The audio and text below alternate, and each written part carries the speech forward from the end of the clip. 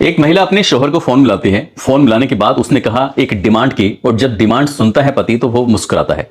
मुस्कुराते हुए सीधा मेडिकल स्टोर पे पहुंच जाता है। वहां जाने के बाद इंतजार कर रहा था जब यहां से सब ग्राहक चले जाएंगे, उसके बाद फिर वो अपने सामान की डिमांड करेगा। दरअसल जब उसके पास मेडिकल स्टोर पे कोई बचता नहीं है तो मेडिकल स्टोर वाले ने उससे पूछा कि भाई साहब आपको क्या चाहिए। वो थोड़ा शर्माता है, शर्माते हुए बस बात कहने की कोशिश कर रहा था, हिचक रहा था। तभी मेडिकल स्टोर वाला पूछता है भाई साहब आपको चाहिए क्या, आप यहां पर काफी देर से खड़े हुए हैं। उसने कहा भाई साहब मुझे शक्तिवर्धक गोलियां चाहिए। जैसे ही शक्तिवर्धक गोलियों की बात आती है, मेडिकल स्टोर वाला अपने स्टोर में जाता है और एक गोलियों का एक पूरा रैपर लाकर उसके हाथ में दे देता है। जैसे ही गोलियों का रैपर उस व्यक्ति ने अपने हाथ में लिया, उसने कहा भाई साहब ये कम रह जाती हैं, और वैसे भी यहाँ बार बार आना अच्छा नहीं लगता। बार बार जब लोग यहाँ पे होते हैं उन सबके सामने ये सब चीजें मांगना अच्छा नहीं लगता। आप एक काम करो, थोड़ी सी तादाद बढ़ा दो, ज्यादा गोलियां दे दो। जैसे ही मेडिकल स्टोर वाले ने ये बात सुनी, मेडिकल स्टोर वाले ने उसे कुछ ज्यादा तादाद में गोलियां दे देता है। अब इन गोलियों को लेकर वो व्यक्ति अपने घर जाता है, खाना खाता है, पत्नी के साथ सोता है। उन गोलियों को खाने के बाद अब अगला दिन जब निकलता है तो पत्नी की तो आंख खुल जाती है, लेकिन पति सोता हुआ रह जाता है। और यहीं से उस व्यक्ति की जब मौत की खबर चारों तरफ फैलती है, उसके बाद उस व्यक्ति का कफन दफन होता है, यानी कि दफीना होता है। दफन होने के बाद लगभग 24 घंटे बीत जाते हैं, तब यह पता चलता है दरअसल इस व्यक्ति की साधारण मौत नहीं बल्कि इसका तो कत्ल हुआ है। कत्ल के पीछे की वजह आज की इस कहानी के माध्यम से जानने की कोशिश करेंगे कि आखिरकार उस व्यक्ति के साथ हुआ क्या था। आदाब, नमस्कार, सत श्री अकाल। मैं उस्मान सैफी। आज की जो सच्ची घटना मैं आपको सुनाने जा रहा हूं, ये सच्ची घटना है उत्तर प्रदेश के कानपुर का एक थाना लगता है बिठूर, और बिठूर थाना क्षेत्र का एक मोहल्ला लगता है ध्रुव नगर। दरअसल 19 जनवरी 2025 की सुबह लगभग 6:30 बजे के आसपास का वक्त रहा होगा। एक घर से बहुत जोर जोर से रोने की, चीखने की, चिल्लाने की आवाजें आ रही थी। जैसे ही वो महिला रो रही थी, चीख रही थी, चिल्ला रही थी, नाम जिसका शबाना होता है, अक्सर इस घर से इस तरह की आवाजें कभी नहीं आई। आसपास के जो लोग थे वो जाग जाते हैं। जागने के बाद मौके पर दौड़कर पहुंचते हैं। जब उससे दरवाजा खुलवाया जाता है, दरवाजा खुलने के बाद पता चलता है कि उसके पति की मौत हो चुकी है। पति का नाम उसका आबिद अली होता है। उम्र लगभग 45 साल के आसपास होती है। इस महिला के रो रो के उसका बुरा हाल हो जाता है। रोते रोते वो अपने सगे भाई यानी कि सलीम को फोन करती है। सलीम को फोन करते करते कहती है कि भैया तुम्हारे बहनों अब इस दुनिया में नहीं रहे, तुम्हारे बहनों मर गए। जैसे उसने अपने सगे भाई को अपने ही पति के, अपने ही शोहर के मरने के बारे में सूचना दी, तो उसका जो साला होता है सलीम आबिद का, वो तुरंत ही मौके पर आता है और यहां पर आकर देखता क्या है कि बहुत बड़ी संख्या में लोगों का जमघट लगा हुआ है। उसकी लाश खाट पर पड़ी हुई है, चारपाई पर पड़ी हुई है। इसी बीच में वो सब कुछ देखते हुए पुलिस को फोन करता है। ये बिठूर थाना क्षेत्र की पुलिस मौके पर आ जाती है। मौके पर आने के बाद अब पुलिस ने इस लाश को कब्जे में लेने से पहले जो पंचनामा की एक कार्रवाई होती है वो कर रही थी। उस व्यक्ति की जो शरीर था, उसके जो कपड़े पहने हुए थे, उन कपड़ों को जब देखा जाता है, तलाश किया जाता है, तो उसके कपड़ों के अंदर 8 रैपर निकले थे और 8 के 8 रैपर खाली थे। और वो 8 के 8 जो रैपर होते हैं वो शक्तिवर्धक गोलियों के होते हैं। जैसे उसकी पत्नी शबाना से कहा जाता है कि ये 8 रैपर खाली हैं, इसकी जेब में ये कैसे थे, क्या बात है, क्या ये रात को इनको जेब में रख के ही सोया था। जब इस तरह की बात की जाती है तब वो कहती है कि मैंने अपने पति को फोन किया था रात की कुछ शक्तिवर्धक गोलियां ले आना, क्योंकि जब वो शक्तिवर्धक गोलियां खाकर उसके साथ संबंध बनाते हैं तो उसको अच्छा लगता था, इसलिए उसने कभी ऐतराज नहीं किया। उसने अपनी पति की खुशी के लिए इसने जब कोई कभी ऐतराज नहीं किया, जैसे जैसे उसको अच्छा लगता था वो वैसे वैसे उसके साथ खुश रहती थी। जैसे ही ये बात सुनी, पुलिस ने लाश को कब्जे में लेकर पोस्टमार्टम के लिए भेज दिया। पोस्टमार्टम के बाद ये लाश वापस आती है और वापस आने के बाद इसका बिल्कुल एक रीति रिवाज के हिसाब से कफन दफन होता है, सुपुर्द खाक होता है। सुपुर्द खाक में बहुत बड़ी संख्या में लोग आए थे, लेकिन ये खबर पूरी आग की तरह फैल जाती है कि एक व्यक्ति ने जरूरत से ज्यादा शक्तिवर्धक गोलियों का सेवन कर लिया था और उन शक्तिवर्धक गोलियों के खाने की वजह से उनकी मौत हो जाती है। अब इसके लगभग 24 घंटे बीत जाते हैं। 24 घंटे का समय बीता था। अब पुलिस के पास पोस्टमार्टम की जो रिपोर्ट थी वो आ जाती है और पोस्टमार्टम की रिपोर्ट से ये पता चलता है कि इस व्यक्ति की मौत शक्तिवर्धक गोलियां खाने से नहीं बल्कि इसकी मौत हुई है गला दबाने से। अब गला दबाने की बात पुलिस को हजम नहीं हो रही थी, पुलिस खुद सोचने पर मजबूर थी। तभी सलीम को फोन किया जाता है जो आबिद का साला होता है। उससे पूछा जाता है कि ये क्या मामला है, इनकी पोस्टमार्टम रिपोर्ट के अंदर गला दबाने की पुष्टि हो रही है, आखिरकार इनका कौन गला दबाएगा, क्यों गला दबाएगा। जब इसके बारे में पूछा जाता है तो बताता है कि ये उत्तर प्रदेश के जिला औरैया का एक इलाका लगता है दिव्यापुर। ये दिव्यापुर के रहने वाले होते हैं। अब से लगभग 20 साल पहले इन्होंने अपने उस इलाके को, दिव्यापुर को छोड़ने के बाद ये सीधा कानपुर आ जाते हैं। कानपुर के बिठूर थाना क्षेत्र के मोहल्ला ध्रुव नगर में अपना मकान बनाते हैं और यहीं रहने लगते हैं। इनकी जब शादी होती है तो इसकी बहन से होती है, इसका नाम शबाना होता है।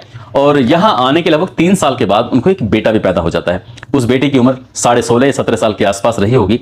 जब इस महिला से पूछा जाता है कि आखिरकार क्या वजह है, तो महिला कुछ सही बातें नहीं बताती है। तभी पुलिस उसका मोबाइल अपने कब्जे में लेती है। साथ ही जो आबिद अली जो मर चुका है, जिसको सुपुर्द खाक कर दिया गया है, उसका भी मोबाइल कब्जे में लिया जाता है और दोनों मोबाइलों की सीडीआर निकलवाई जाती है।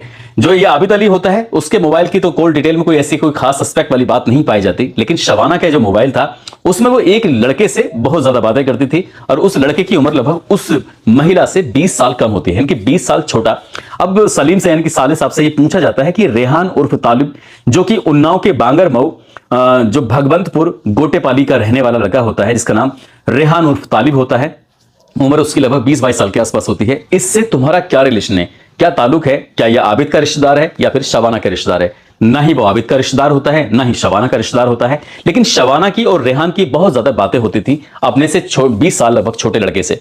अब पुलिस ने जब इस बारे में पूछना शुरू किया, पुलिस ने उस लड़के को हिरासत में ले लिया और हिरासत में लेने के बाद जब उससे भी पूछताछ करना शुरू करते हैं और शबाना से भी पूछताछ करना शुरू करते हैं तो चौंकाने वाली बात सामने आती है। दरअसल साल 2024 की शुरुआत की ये बात थी। शुरुआत में ही इस शबाना नाम की महिला ने, जिसकी उम्र लगभग 42 या 43 साल के आसपास रही होगी, उसने अपना एक इंस्टाग्राम पर आईडी बनाई।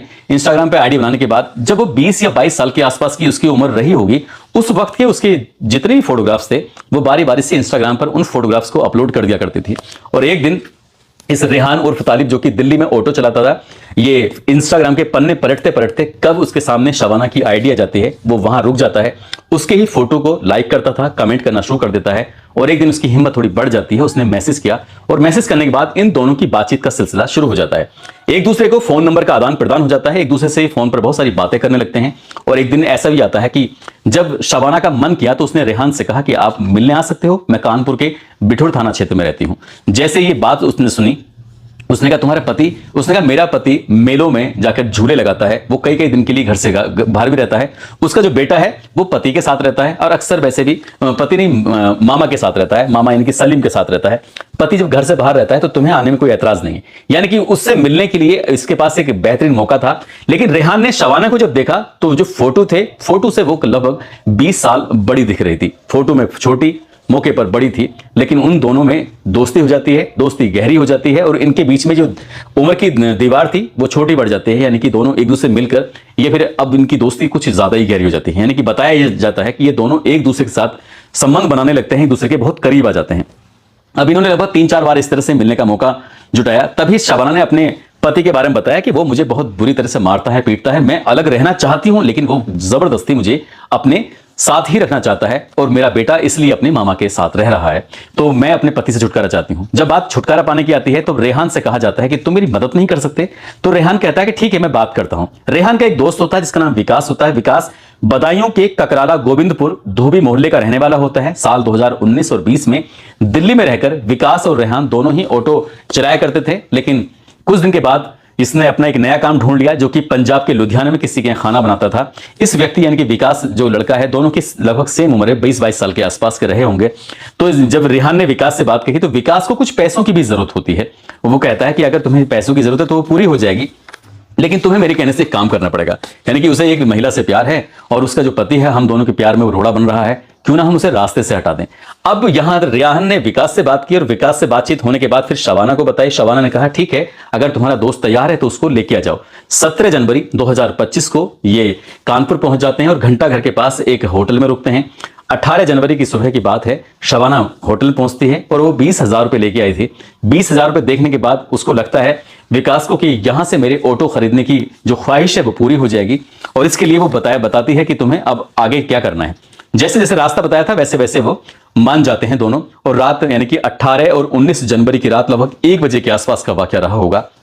ये रेहान अपने दोस्त विकास के पास साथ पहुंचता है और जैसे ही दरवाजे को धक्का देता है, दरवाजा खुला हुआ था, यानी कि उन्हें कोई मशक्कत कोई मेहनत नहीं करनी पड़ी।